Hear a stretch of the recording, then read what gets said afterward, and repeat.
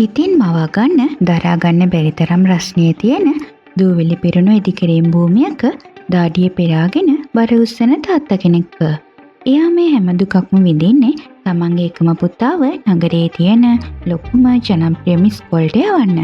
හැබැයි ඒ ඉස්කෝලේදී මේ පොඩි දරුවාට අහන්න වෙන්නේ නින්දා පහස විතරයි. ඊළඟට ඉතින් මවා ගන්න කැරපොත්තු පිරුණු අබලන් වුණු පුංචි කාමරයක්. ඒ දවසක් රෑ උණු ගොඩකින් අහුලගෙන ආපු අමුතුම විදිහේ පිටසක් වල සෙල්ලම් බඩුවක් නිසා මේ දුප්පත් කාමරය එකපාරටම මැජික් ලෝකයක් බවට පත් වෙනවා. මේක නිකන් ළමා කතාවක් නෙවෙයි. මේක දුප්පත්කමේ වේදනාව, තාත්තා කෙනෙක්ගේ අසීමිත ආදරය සහ ඒ හැමදේම වෙනස් කරන උරුබූටි පිටසක් වල ජීවිතය ගැන කියවෙන ලස්සන කතාවක්. ආයුබෝවන් හැමෝටම. අද අපි කතා කරන්න යන්නේ 2008 අවුරුද්දේදී තිරගත වුණු ගොඩාක් දෙනෙක්ගේ ඇස් වලට කඳුලක් ගෙනාපු CJ7 චිත්‍රපටයේ පළවෙනි කොටස ගැන. ඔයාලා කවදාවත් මේ චිත්‍රපටය බලලා නැත්නම් කිසිම ප්‍රශ්නයක් නැහැ. මම මේ කතාව ඇතුලේ තියෙන හැම ලස්සන තැනක්ම ඔයාලට තේරෙන විදිහට විස්තර කරන්නම්. මේ කතාව වටා ගෙතෙන්නේ ප්‍රධාන චරිත දෙකක්. එමන් නැත්තම් කතාවේ හැටියට මිස්ටර් චව්. එයා තමයි මේ කතාවේ ඉන්න තාත්තා. එයා රස්සාව කරන්නේ ඉදිකිරීම් භූමියක කුලී වැඩ කරන එක. එයාගේ බිරිඳ අසනීප වෙලා නැති වෙලා ගිහින්. ඩිකී චව් ටීගේ එකම පුතා. තාත්තා කොච්චර දුප්පත් වුණත් ඩිකීව යවන්නේ ගොඩක් සල්ලි වියදම් වෙන පොසත් ළමයි ඉන්න පෞද්ගලික පාසලකට. මේ කතාවේ පසුබිම ගොඩනගන්නේ එකිනෙකට සම්පූර්ණයෙන්ම වෙනස් ලෝක දෙකක් අතරේ. එක පැත්තකින් ඩිකී ඉගෙන ගන්න ලස්සන පිරිසිදු ධනවත් පාසල. අනිත් පැත්තෙන් ටී සහ ඩිකී ජීවත් වෙන හරියට වහලයක්වත් නැති කැරපොත්තු පිරුණු අඩ අඳුරු කාමරය. චිත්‍රපටයේ අධ්‍යක්ෂකවරයා මේ ලෝක දෙක අතර තියෙන පරිතරය හරි අපූර්වට රූපගත කරලා තියෙනවා. චිත්‍රපටයේ පටන් ගත්තම අපිට දකින්න ලැබෙන්නේ ඩිකී ඉස්කෝලේ ඇතුලේ මුහුණ දෙන අමිහිරි අත්දැකීම්. ඩිකීගේ ඇඳුම් කිලිටු වෙලා සපත්තු ගෙවිලා ගිහින් මේ නිසා පන්තියේ ඉන්න මිස්ටර් කාවෝ කියන සැර ගුරුවරයා ඩිකීව හැමතිස්සෙම කොන් කරනවා. ඇයි ඔයා හැමදාම මේ වගේ අපිරිසිදු කියලා එයා ඩිකීගෙන් ප්‍රශ්න කරන්නේ කිසිම අනුකම්පාවක් නැතුව. පන්තියේ ඉන්න අනිත් ධනවත් ළමයි ඩිකීට ගොඩක් හිරිහැර කරනවා. විශේෂයෙන්ම ජොනී කියන පොසත් ළමයා තමයි ඩිකීට වැඩිපුරම විහිළු කරන්නේ. නමුත් මේ අඳුරු පාසල් ජීවිතයේ ඇතුලේ ඩිකීට ඉන්න එකම ආලෝකය තමයි මිස් යුඑන් කියන කරුණාවන්ත ගුරුතුමිය. ඇය විතරයි ඩිකීගේ තත්ත්වය තේරුම් අරගෙන එයාට ආදරෙන් කතා කරන්නේ. මේ දර්ශන වලින් අධ්‍යක්ෂකවරයා අපිට පෙන්눔 කරන්නේ සමාජයේ තියෙන පන්දි පරතරය කොතරම් දරුණුද කියන එක.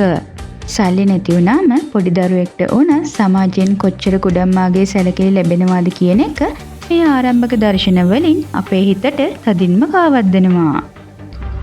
අපි ටිකක් ටීගේ ජීවිතය දිහාට හැරුණොත් එයා තමන්ගේ පුතා වෙනුවෙන් කරන කැපකිරීම වචනයෙන් විස්තර කරන්න අමාරුයි. දවසක් ටීගේ බොස් එයාට කියනවා ඔයා බඩගින්නේ ඉන්නේ ඔයාගේ පුතාට ඒ ලස්සන පාසලට යන්න ඕන නිසා මගේ පුතාට රජයේ පාසලකට යන්න පුළුවන් නම් ඔයාගේ පුතාට බැරි ඇයි කියලා. ඒ වෙලාවේ ටී දෙන උත්තරය හරිම සංවේදී. එයා කියනවා මම කැමති නෑ එයා මම වගේ වෙනවට කියලා.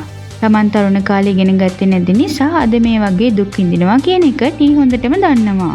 ඒ නිසා කොහොම හරි පුතාට හොඳ අධ්‍යාපනයක් දීලා සමාජයේ ඉහළට යවන්න තමයි එයාගේ එකම හීනය. ටී කොච්චර දුප්පත් වුණත් එයාගේ ඇතුලේ තියෙනවා කඩන්න බැරි දැඩි ප්‍රතිපත්ති මාලාවක්. එයා හැමතිස්සෙම ඩිකීට මතක් කරලා දෙන්න දෙයක් තියෙනවා. අපි දුප්පත් වෙන්න පුළුවන්. නමුත් අපි නරක භාෂාව පාවිච්චි කරන්නේ නැහැ. අපි හොරකම් කරන්නේ නැහැ. මංකොල්ල කන්නේත් නැහැ. අපිට අයිති නැති දේවල් අපි ගන්නෙ නැහැ. හොඳට ඉගෙන ගන්න. එවිට ඔබ දුප්පත් වුවත් මිනිස්සු ඔබට ගරු කරනු ඇත. මේ වචන ටික තමයි මේ මුළු චිත්‍රපටියෙම තියෙන ප්‍රබලම පණිවිඩය. සල්ලි නැති වුණත් අවංගකම සහ ගුණධර්ම තියෙනවා නම් ඕනෑම කෙනෙක්ට සමාජයේ ආඩම්බරයෙන් ජීවත් වෙන්න පුළුවන් කියන එක මේ තාත්තා තමන්ගේ පුතාගේ හිතට පාවද්දන්න ලොකු උත්සාහයක් ගන්නවා. රැයට කෑම කන ගමන් ගේ ඇතුලේ ඉන්න කැරපොත්තු මරණ එක එයාලට සාමාන්‍ය දෙයක් වෙලා තිබුණා. ඊ උත්සාහ කරන්නේ ඒ දුප්පත්කම ඇතුලේ වුණත් පුතාව සතුටින් තියන්න. මේ කතාවේ හැරවුම් ලක්ෂ්‍ය පටන් ගන්නේ ඉස්කෝලේ ළමයෙක් CJ1 කියලා අලුත්ම විදිහේ රොබෝ බල්ලෙක් ඉස්කෝලේට ගෙනාපු දවසේ ඉඳන්. ඒක ඇමරිකාව ප්‍රංශය වගේ රටවල් එකතු වෙලා හදපු අධිතාක්ෂණික සෙල්ලම් බඩුවක්. පන්තියේ ඉන්න අනිත් ළමයි වගේම ඩිකිත් මේකට පුදුම කෑදරකමක් දක්වනවා. දවසක් ඊ සහ ඩිකී පාරේ යද්දි කඩේක තියෙනවා ඩිකී දකිනවා මේ CJ1 සෙල්ලම් බඩුව. ඩිකී ඒක බදාගෙන තාත්තට කියනවා ඒක අරන් දෙන්න කියලා. ඒත් කුලී වැඩ කරන ටීට ඒ වගේ මිලාතික දෙයක් අරන් දෙන්න කිසිම වත්කමක් නැහැ. එයා ඩිකීට කියනවා ඒක තියන්න කියලා. ඒ ඩිකී අඬ ඒක ඉල්ලලා කෑ ගහද්දි ටීට ගොඩාක් කේන්දි ගිහින් එයා ඩිකීට ගහලා එතනින් ඇදගෙන යනවා. මේ දර්ශනය බලන අපිට තාත්තා ගැන තරහක් ආවත් ඒ එක්කම අපිට තේරෙනවා ඒ තාත්තා ඒ වෙලාවේ කොච්චර අසරණ වෙන්නේ නැද්ද කියලා. තමන්ගේ දරුවා ඉල්ලන දේ අරන් දෙන්න බැරි වුණාම දැනෙන වේදනාව මේ දර්ශනයෙන් මනාව නිරූපණය වෙනවා.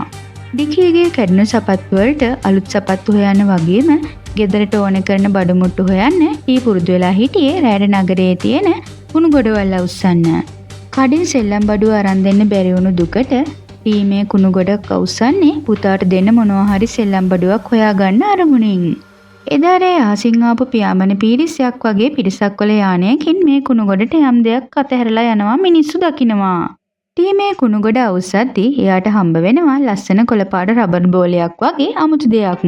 ටීම් එකගෙන ඩිකීට දෙනවා. ඩිකී මේක ඉස්කෝලේ අරන් ගිහින් ජොනීට පෙන්නුවම ජොනී එකට hina වෙලා කාලේ කන්නේ කුණු කෑල්ලක් කියලා එක විසි කරනවා. ඒ ඩිකී ගෙදර ගිහින් මේ බෝලයක සෙල්ලම් කරද්දි තමයි පුදුම හිතෙන දේ වෙන්නේ. මේ කොළපාට බෝලය ඇතුලෙන් හරිම හුරු බූටි ලොකු ඇස් තියෙන කොළපාට ශරීරයක් තියෙන පිටසක් වල බලු පැටියෙක් එළියට එනවා. ඩිකීට දැනෙන සතුට නිම්හිම් නෑ.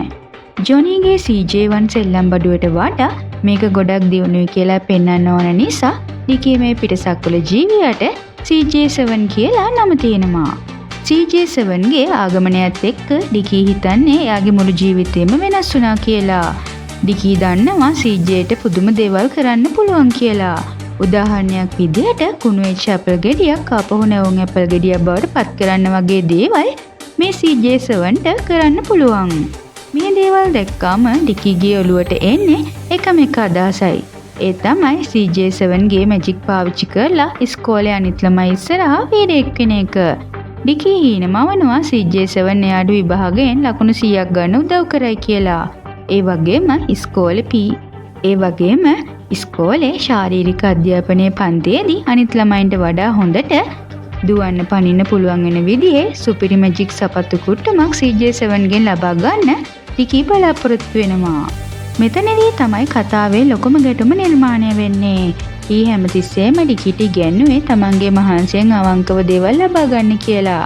ඒත් දැන් ඩිකී උත්සාහ කරන්නේ මැජික් පාවිච්චි කරලා කෙටි පාරකින් සාර්ථක වෙන්න. දුප්පත්කමින් බැටකප් පොඩි ළමයෙක් විදිහට ඩිකී මේ වගේ හීන ලෝකයක අතරමං වෙන එක සාමාන්‍ය දෙයක් වුණත් මේ නිසා එයාලගේ ජීවිතවලට කොයි වගේ බලපෑමක් දෙයිද? CJ7ට ඇත්තටම ඩිකී හිතනවා වගේ මැජික් බලයක් තියෙනවද?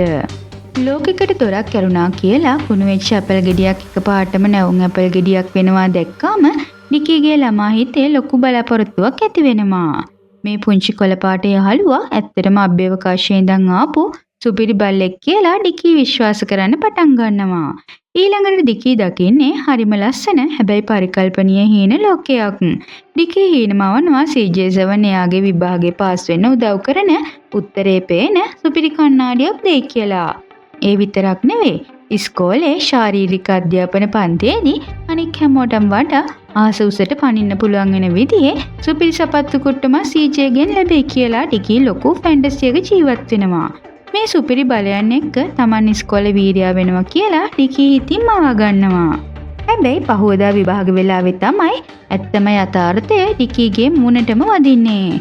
පන්තියේ ළමයි ඔක්කොම නිශ්ශබ්දව විභාගෙ ලියන ගමන් ඉද්දි ඩිකී රහසින් තමන්ගේ බෑග් එක ඇතුලේ ඉන්න CJ7ට කතා කරලා දැන් මට මැජික් ආයුධ දෙන්න කියලා ඉල්ලනවා. ඩිකී හිතාගෙන ඉන්නේ අර හීනෙන් දැක්ක සුපිරි කණ්ණාඩිය හම්බ වෙයි කියලා. ඒත් CJ7 ඩිකීගේ මේසේ උඩට දාලා දෙන්නේ නිකන් අසුචි ගොඩක්. මුළු පන්තියම ඉස්සරහා ලොකු අකරතැබ්බයකට මුහුණ දෙන ඩිකී ටර්ඩ් එකට මොකද වෙලා තියෙන්නේ කියලා පුදුමයෙන් අහනවා. විභාගයෙන් ලකුණු බිඳුවක් අරගෙන අන්තිමට ගෙදර එන ඩිකීට තේරෙනවා මේක තමන් හිතපු විදිහේ වරම් දෙන මැජික් යන්ත්‍රයක් නෙවෙයි නිකම්ම අභ්‍යවකාශයෙන් ආපු කුණු බල්ලෙක් කියලා. තමන්ගේ බලාපොරොත්තු ඔක්කොම කඩවුණු දුකට ඩිකියට CJ7 එක්ක පුදුම තරහක් එනවා. ඔයා මාව හැදුවා මම ඔයාව මරනවා කියලා ඩිකී CJ7ට කෑ ගහන්නේ ඒ පීඩනය දරා ගන්න බැරිවයි. විභාගෙන් බිඳුවක් ගත්තා කිව්වොත් දහඩිය පෙරාගෙන කුලී වැඩ කරන තමන්ගේ තාත්තා ගොඩක් දුක් වෙයි කියලා ඩිකී දන්නවා. ඒ නිසා ඩිකී කරන්නේ පරීක්ෂණ කොලේ තියෙන බිඳුව පෑනෙන් ලකුණු 100ක් විදිහට වෙනස් කරන එක. ගෙදර ඇවිත් මේ බොරු ලකුණු 100 කොලේ තාත්තාට ඊට පෙන්නුවාම ඒ අහිංසක තාත්තාගේ මූණේ ඇඳෙන සතුට වචනෙන් විස්තර කරන්න බෑ. මම 100ක් ගන්න යන්නේ. ඔව් ඔක්කොම මගේම ලකුණු 100යි කියලා ඩිකී කියද්දී ඊ හිතන්නේ තමන්ගේ දරුවා වෙනුවෙන් විඳින දුකට අද සාධාරණයක් වුණා කියලා. මේ සතුට දරා ගන්න බැරිව ටී පහුවදාම වැඩ කරන ඉදිකිරීම් භූමියට ගිහින් තමන්ගේ ලොක්කා ගාවට වෙලා හරි ආඩම්බරෙන් කියනවා මේ බලන්න මගේ පුතා විභාගෙට 100ක් ගත්ත කියලා. හැබැයි ලොක්කා මේක පිළිගන්න ලෑස්ති නැහැ. එයා ඒ පරීක්ෂණයේ කොලේ තීන්ත වෙනස් කරලා තියෙන විදිහ දැකලා තීන්ත දිහා බලන්න. එයා බිඳුව අරන් ඒකට 100 වෙනස් කරලා එයා බොරුකාරයෙක් කියලා ටීගේ මූණටම කියනවා. එතනදී ටී හැසිරෙන විදිහෙන් පේනවා තාත්තා කෙනෙක් තමන්ගේ දරුවාව කොච්චර අන්ධ විදිහට විශ්වාස කරනවද කියලා. නමුත් ඔහු එහෙම කෙනෙක් නෙවෙයි. මම ඔහුව වඩා හොඳින් දන්නවා කියලා ටී ලොක්කා එක්ක දැඩිව වාද කරනවා. තමන්ගේ අහිංසක පුතාට බොරුකාරයා කිව්වම කේන්ති ගන්න ටී ඔයා ආයෙමත් එහෙම කිව්වොත් මම ඔයාට ගහනවා කියලා ලොක්කා එක්ක එතනම ගහ ගන්නවා. දෝවිලි පිරුණු ඒ වැඩබිම ඇතුලේ සිද්ධ වෙන මේ දරුණු ගැටුම නිසා අසරණ ටීට එයාගේ රස්සාව එතනින්ම නැති වෙනවා. ගෙදර ආවට පස්සේ ටීට තේරෙනවා ඇත්තටම ඩිකී වංචා කරලා තියෙන්නේ කියලා.